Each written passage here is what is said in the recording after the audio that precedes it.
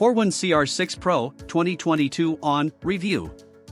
Plays a little tune when you turn it on or off. The Horwin CR6 Pro is an interesting ride to say the least. It's the nearest you can come to what could be called a traditional electric motorbike, as they claim it's the world's first full production electric bike with a manual gearbox and clutch.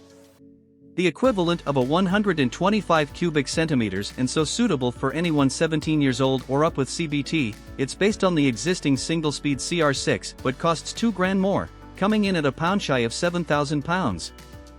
And it's unlike anything else you'll ride. Although not strictly necessary, the 5-speed gearbox adds a traditional spin on a very modern bike and gives it an air of familiarity. It handles like it should, and when compared to other 125 cubic centimeters bikes, the gears allow it to accelerate like something at Santa Pod. Well, almost. Ride quality and brakes. The Horwin handles like a bike should, its steering giving a good balance of stability and comfortable, easy turning. It undoubtedly rides well, in both the tightly knitted streets of town and open country roads.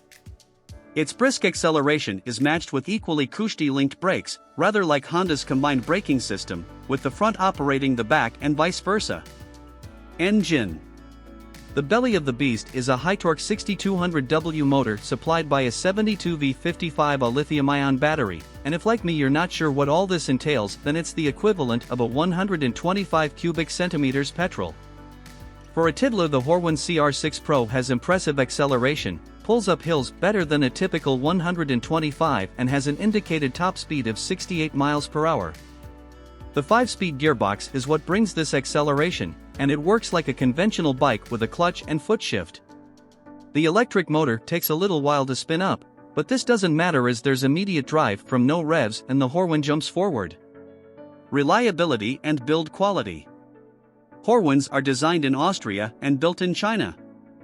The overall look of the gives off an electric feel. It may be the lack of exhaust and visible engine, but it appears futuristic when compared to my own retro-inspired WK Scrambler. The frame is made from an alloy of aluminium and magnesium. Its fancy headlight, display and built-in tank storage are good, and all the trimmings, nuts and bolts are to the relatively good standard that you would expect for any 125. After wet weather riding and being kept outside, some small parts start to show a small hint of fur, but it could easily be prevented with rust stuff, as my dad calls it. Value versus rivals. There's no denying that at £6,999 the Horwin is quite expensive. You'll have to do lots of miles for its 1p or 2p per mile running costs to offset the price difference between a frugal petrol 125 like the Honda CB125F at £2,999. There are also much cheaper electric motorcycles too, such as the Super Soco TC Max, £4,399, and electric scooters like Lexmoto's Udea G5S. They don't have the entertainment or performance supplied by the Horwin's gearbox and clutch, but they're a lot cheaper. Equipment. That's not a fuel tank on the CR6 Pro, but a handy lockable compartment.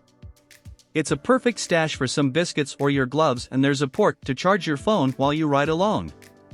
It's a shame the charger won't quite fit in, though.